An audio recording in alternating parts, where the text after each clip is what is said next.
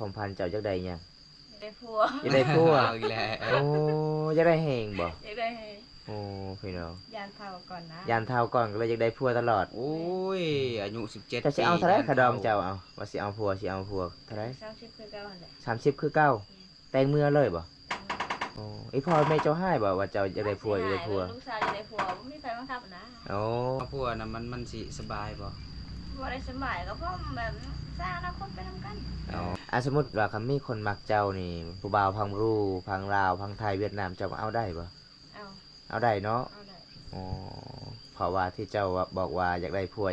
ทั้งได้ก็เอาได้เบิดเอาได้หมด อ๋อ หน้าตาประมาณใดคนที่มักนะ ประมาณไหนก็ได้ ไปนะ คนเฒ่าก็เอาสิเป็นหยังคนเฒ่าเขาฮักเขาแพงเขาบ่ได้ไปเลาะไปลิ้นนะ อ๋อ ผู้บ่าวบ้านคอยน่ะมีลายได้คน ได้ เฒ่า แต่ นะ เอ้ยหลายใจ อ่า มักไปลิ้นแล้วกินเบียร์แล้วก็กินน้ำกระท่อมน้ำกระทอกน้ำโม คันเจ้าบ่มักผู้บ่าวที่หลายใจเจ้าเลือกผู้บ่าวรุ่นใดอ้าว เจ้าสิฮู้ บ่ บ่ รุ่นเฒ่า ผู้บ่าวรุ่นเฒ่า อื โอ้ ม จะเอาผู้บ่าวรุ่นเฒ่า เอาบ่มีวัยรุ่นนะวัยรุ่นมักใส่ปาร์ตี้นะ อ๋อว่ามันประมาณอายุเท่าใดที่เจ้ามักเอาผู้บ่าว 50ขึ้นไป 50ขึ้นไป 50ขึ้นไป สมมุติว่าจะเอาผัวเฒ่านี่ผัวเฒ่าเฮ็ดเวียกบ่ไหวจุดแอร์จุดหลังเจ้าเฮ็ดแทนเพิ่นบ่ เอาก็แบบเอ้ย แบบแบบยังเอ่ย เอาเขามีลูกเด้เฮ็ดลูกเขาอีก อ๋อ เจ็บแอวก็เดินให้นะ เอาจังหน่อย เว จังห ลา น่อย ใจดีก็เดินให้เวลาเขียดก็เตี้ยว จังหน่อยก็เฮ็ดเวียกนำลูกเขาจังหน่อยก็ไปนำลูกเขาอีก บ่นะ พอบ่อยากเอาอีก ให้เว้ามันปะเกิน1ชั่วโมงจ้ะ สุกเลยบ่ ถูกแล้ว อ๋อ โอ้ นี่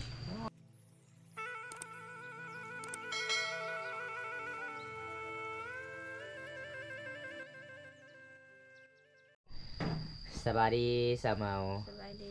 ปลาไปใส่เนาะแต่งตัวงามแท้บรรยากาศยามตอนเช้านี่ บ่ได้ไปใช้อยู่เฮือน อยู่เฮือน โดย เฮ็ดกินนึ่งข้าวบ่น้อง แม่น อ๋อไอ้พ่อไอ้แม่ไปใส่มื้อนี้น่ะ ไปอยู่ห้องหมอเบิ ไป ด ห้องหมอหมด โดย ก็เลยอยู่เฮือนอยู่ศาลมื้อนี้ แม่น แม่จะได้มื้อนี้มีหมู่มาลินกี่บ่สาวเกตสาวกัด มีแต่โทรหาแหละเขา มีโทรหา เวลา จักมองสาวเกตสาวกัดเมื่อแต่เฮือนเจ้าหลังจากที่นอนไปนอนกลางคืนนี่ 6 โมง 6 โมงตอนเช้า แม่น โอ้นอนนำกัน3คนเนาะ แม่น เป็นจังไดเมื่อคืนนี่ผู้บ่าวหลายบ่มาลินบ่ บ่มีผู้บ่าว บ่มีผู้บ่าวเลย แม่น มีแต่ตุ๊กตาอย่างเดียว แม่นตุ๊กตา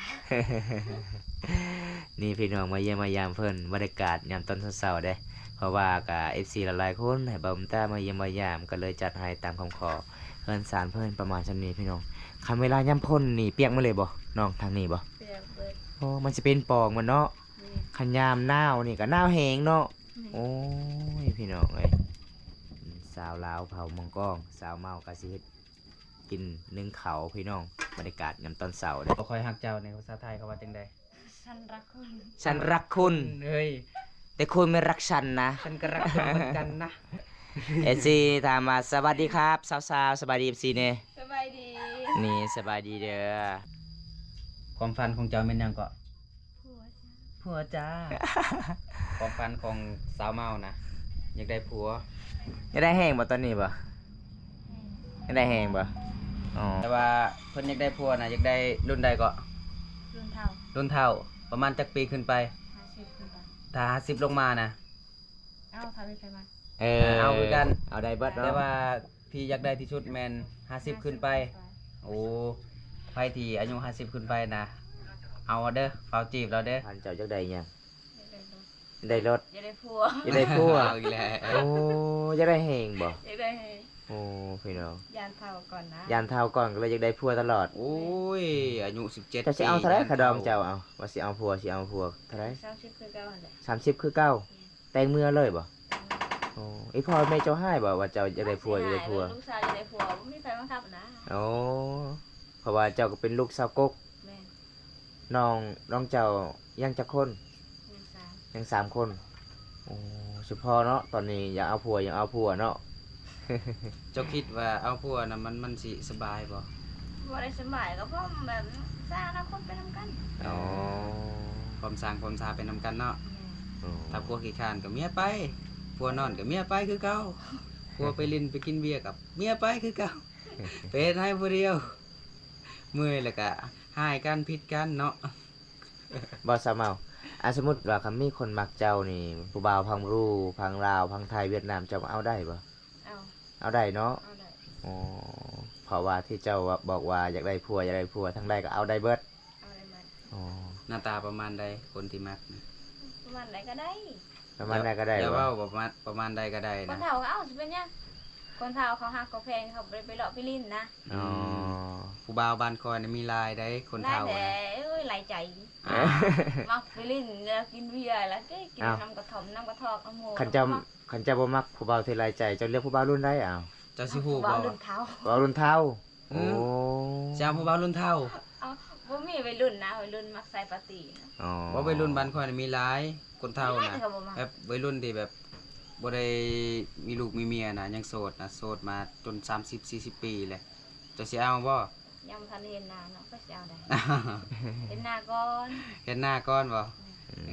อโอ้เนาะมาครูบารุ่นเฒ่าเพิ่นว่าครูบารุ่นเฒ่าน่ะไปเลินไปเที่ยวบ่ได้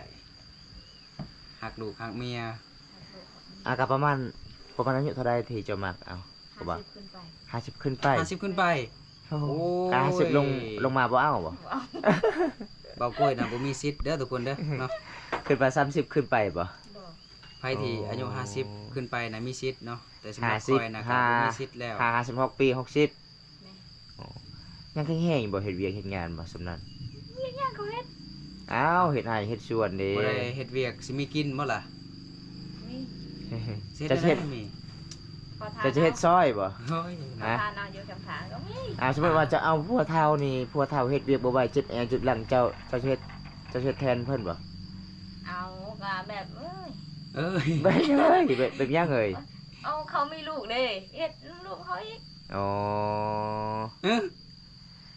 คนเฒ่าดิ คนเฒ่าล่ะ บางที เมีย ก็ได้เมียแต่ปะแล้วลูกอยู่กับเขาก็เฮ็ดลูกเอาเดียวเขาอีก ลูกเขาอีกเฮ็ดซอย เฮ็ดน้ำลูกเขาอีก เฮ็ดลูกเอาเขาอีกเขาเจ็บแอวก็เดินให้นะ เอาจังหน่อย เว จังหน่ ลา อย ใจดีก็เดินให้เวลาเขียดก็เตี้ยว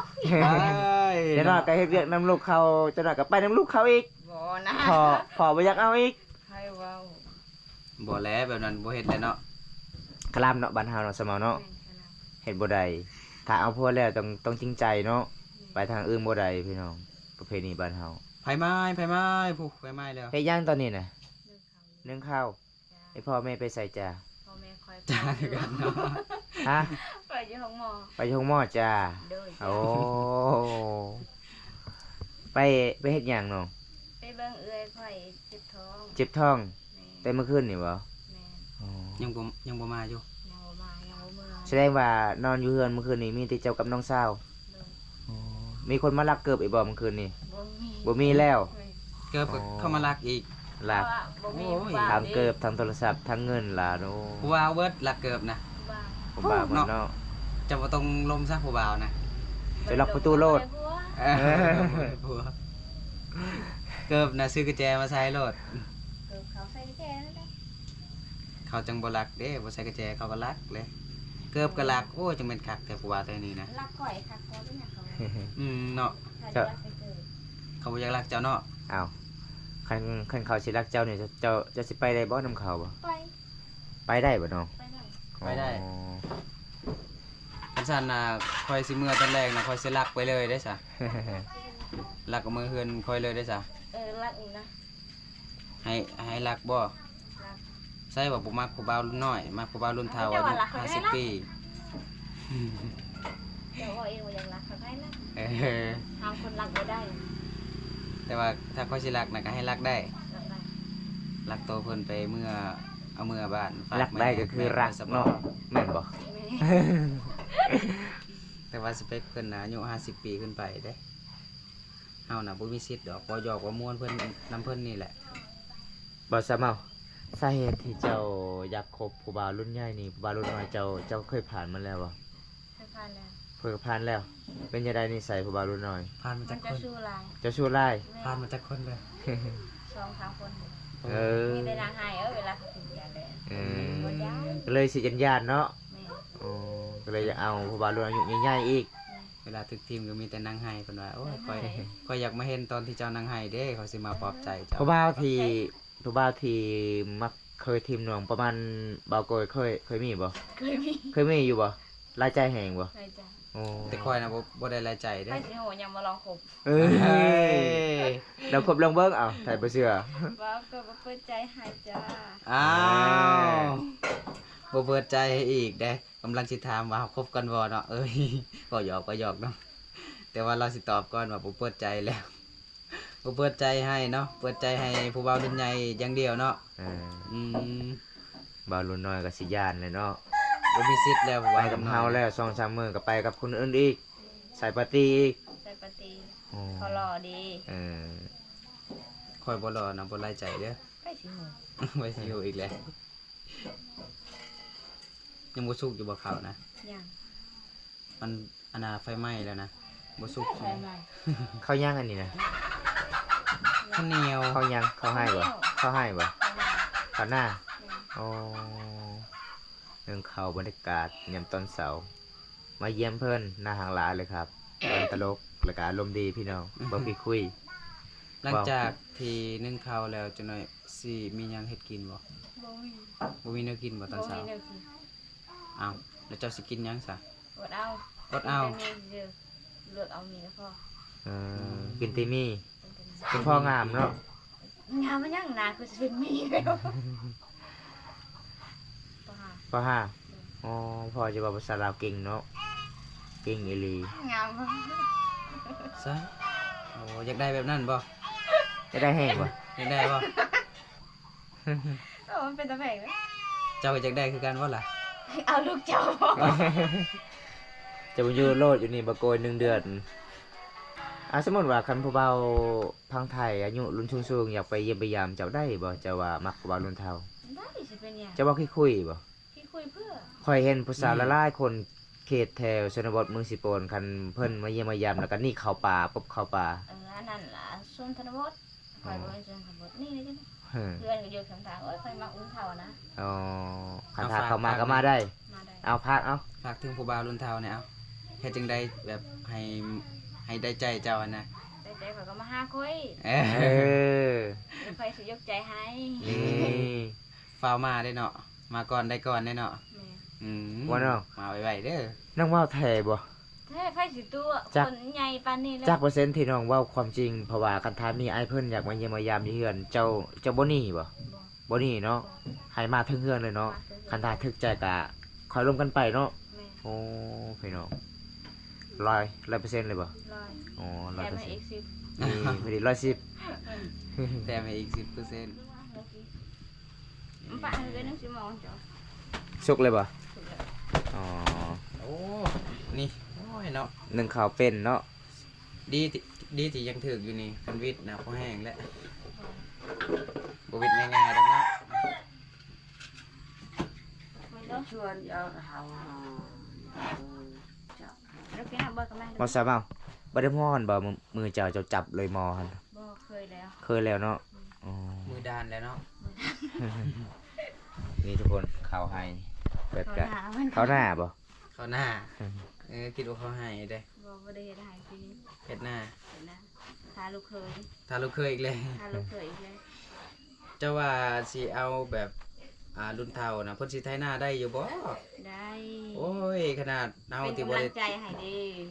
เป็นกำลังใจให้เด้ขนาดคอยยังบ่เฒ่าก็เจ็บหลังเจ็บแอวแฮงก็เต็กแล้วคน ยัง เฒ่า บ่ได้ นะ อยู่นำกันเจ้ายังบ่ลองไทยนาข่อยไปสิฮู้นะ ถ้าไถหน้าเจ้าน่ะ ถ้าลอง เจ็บเลย ถ้าล เนาะ องแล้วมีแห้งเนาะหน้าเจ้าเนาะ แสดงว่าน่าจะบ่มีน้ำได้ซะปล่อยน้ำเสนาน้องแหน่เนาะ คนบ่ได้หลายเด้ คนบ่ได้หลาย บ่มีแขก คนนี้เด้เป็นแขกมื้อนี้สิบ่เชิญข่อยกินข้าวกินน้ำบ่ แขกเจ้านะ อ่า ผู้เดียวเจ้ากินบ่หมดดอก มอสาเมาหลังจากที่นึ่งตอนเช้าเราต้องแรงกับบ่นึงบ่ ยานหมดกันนึงบ่หมดจ้า อ๋อคือบ่หลายเลยนี่นะประมาณติ๊กหนึง กินประหยัด เป็นประหยัด จะกินมาได้คือกินประหยัดใด เอาก็กินน้ำนั่นนะ อ๋อ หาเงินซื้อข้าวยากเนาะก็เลยกินแบบประหยัดเนาะ แม่ อืม เอาจัดไป ประหยัด เจ้าตำเองบ่หรือว่า โดน เจ้าเสียว เสียง อ๋อ เขาเคยตำเขานะ อ๋อ ลูกไปทำข้าว บ่เคย เจ้าเคยตำหยังเจ้าเคยต เคยตำแต่ผู้บ่าว ำโอ้ เอาก็ปั่นตำใช่บ่ จักเทื่อแล้วเจ้าเคยต เขาหยอกยังบ่เคย ำ คิดว่าแท้ซะดอก บอกแต่มีเจ้าช้อนวันนี้เลยนะ ไอ้หยัง เราสอนมาได้เราสอนนะ มันยังก็ ไอ้หยังเลย บ่ได้ฮ้อนบ่ซะเมาคือจะบ่ใส่น้ำเลย เคยแล้ว เคยเลยเนาะอ๋อนี่พี่น้องวิถีชีวิตสาวเมาคนสวยประจำหมู่บ้านแม่กับบริยูเฮือนอยูสานสาวลาวคนนี้ขยันเลยครับ ที่เฮ็ดแบบนี้นะเฮ็ดเพื่อหยัง เพื่อ พี่จะเฮ็ดแบบให้มันนะเฮ็ดเพื่อหยังให้มันเย็นบ่หรือว่าจังได๋ ให้มันเย็น ให้เขามันเย็น เจ้าคิดลึกนะ จะล้างเลยบ่มือจะบ่ อ่ะออกร้านตะกี้นี่เด้ อ๋อแต่ว่าจะบ่ล้างมือกินจะหน่อยมันก็เค็มนิดนึง ไปถามว่าที่เจ้าเฮ็ด เขาไม่ได้เจ้ายัง แล้วก็ให้มันเย็นบ่คือบ่ใส่ติดจักเทื่อนะ ก็ใส่แล้วนะไปเห็นมันยาวๆกับหน้าเวลาใส่ได้นะ ใช่มันยาวๆก่อนจึงใส่ได้อันนี้มันสั้นอันนี้นะใส่บ่ได้ ใส่บ่ได้ จากนึ่งข้าวแล้วช่วยข้าวแล้วก็สิเฮ็ดกินอีกพี่น้องวิถีชีวิตสาวลาวเผามังกรน้องเมาคนสวยประจำหมู่บ้าน ค่ะ สาวเมา FC หลายๆคนเว้าว่า เจ้าแม่นอายุ12 13 ปีแม่นบ่ 16 ปึ้มสนุกครัวเจ้าเท่าใด 17 30 30 แล้ว เท่าแล้ว เห็นบ่พี่น้องนี่เฮือนซานเพิ่นประมาณซำนี้พี่น้องบรรยากาศเนี่ยามเช้าเลยมาเยี่ยมมายามเพิ่นเทิงเฮือน FC กันละลายคนหาเพจเจ้าบ่เจอดิซ้ำเอาไว้ยเพราะว่าเจ้าก็ใส่ภาษาลาว เจ้าคือบ่เปลี่ยนภาษาไทยเนาะ ยังบ่ทันได้ลองเปลี่ยน อ๋อคันทาเปลี่ยนเพจแล้วใจต้องเปลี่ยนเบิดเนาะ เอาเฮ็ดกินให้น้อง เอาสิหายไผอีกอันนี่นะ มือมันลั่นจ้า มือมันลั่นบ่ จะลั่นไปฮอดบังตาเลย บ่สามารถเขาเห็นผู้สาวเขตหมู่บ้านเจ้านี่หลายๆคนเขาเจ้าก็ไปออกให้หลายๆคนเขาเจ้าเอาให้งานกันบ่ ไม่จ้ะ อ๋อ เวลาออกก็เวลาบอกก็ อ๋อเจ้าแล้วบ่ให้เจ้า ก็บ่ได้เฮ็ดให้หรอก อ๋อมีแต่เฮ็ดหน้า แม่น อ๋อบ่ว่าเฮ็ดให้เฮ็ดหน้ามันก็บ่ไหวเนาะ เอ๊ะหน้าเด้อ เจ้าเคยไปเอาบ่เฮ็ดงานหมู่บ่ เคยอยู่ เคยเนาะ หลังจากกินข้าวแล้วเฮ็ดกินหยังซะบ่ ต้มมี ต้มมีเจ้าสิกินบ่ ต้มขนมไป เอาแล้วเจ้าบ่กินบ่จ้ะ กินแต่ขนม กินแต่ขนม ซื้อแต่ขนมไข่ กินเลย กินเลย โอ้บ่มีแนวกินก็เลยไปซื้อมีแล้วก็ซื้อขนมไข่มากินเลย อืม กินขนมไข่แล้วก็แล้ว เป็นตายา เป็นตายาก เป็นตายาขนมไปสาว อ๋อ ต้มมี สุกแล้ว อันนี้แม่น้องสาวจะบ่ โดย เพราะว่าแต่ละมื้อแต่ละวันมีแต่เจ้าบ่เฮ็ดกินให้น้อง แม่น เป็นหยังเจ้าคือบ่ได้กินกับน้อง จ้ากินแล้วเด้ขนม อ๋อเพราะว่าไม่มีก็มีแต่ให้น้องสาวน้องชายอ๋อจักผู้ใดเอื้อยจักผู้ใดอ้ายล่ะพี่น้องเอ้ยคือกันหมด ผู้ใดเอื้อย3คนนี่น่ะผู้ใดอ้ายผู้นี้เอื้อย แม่น อันนี้อ้ายอันนี้ แม่น โอ้ผู้นี้น้อง น้อง อืมเคยผิดกันตลอดเลยบ่เจ้า3คนฮะเคยผิดบ่สาวเป้า ตลอดเลยปะ น้องเจ้าก็เว้าได้น้องภาษาลาว เจ้าแม่เขายังบ่ทันได้บอกบู อ๋องามแบบธรรมชาติเลยเนาะ แม่น น้องก็งามเอ้ยก็งาม เจ้าเอา บ่ว่แต่หมักม่วนบางอย่างเนาะ เจะเอาผัวแล้วบัดนี้น้องก็สิซอยได้บ่ไอ้พ่อไอ้แม่เวียก เจอแล้วบู เพราะว่าน้องกันยังน้อยๆนี่ล่ะพี่น้องเอ้ยได้เนาะ มาตลอดเลยให้ มาตลอดเลยก็ได้บ่ อามเขาเบามาตลอดเลยก็ได้เนาะ ได้ บ่ว่าจะเป็นหนุ่มลาวหนุ่มไทยก็มาได้เนาะ มาได้ นี่พี่น้องมาเยี่ยมยามได้เฮือนศาลบ้านซองเพิ่นประมาณซั่นนี้อันนี้จะเป็นห้องนอนบอนสาวเมาเด้เห็นบ่พี่น้องแบบนี้เลยเขาเจ้าเฮ็ดพี่น้องห้องนอนสาวโสดในหมู่บ้านนี้จะได้ไอ้กลับกันเด้อน้องเด้ออ้าวบ๊ายบาย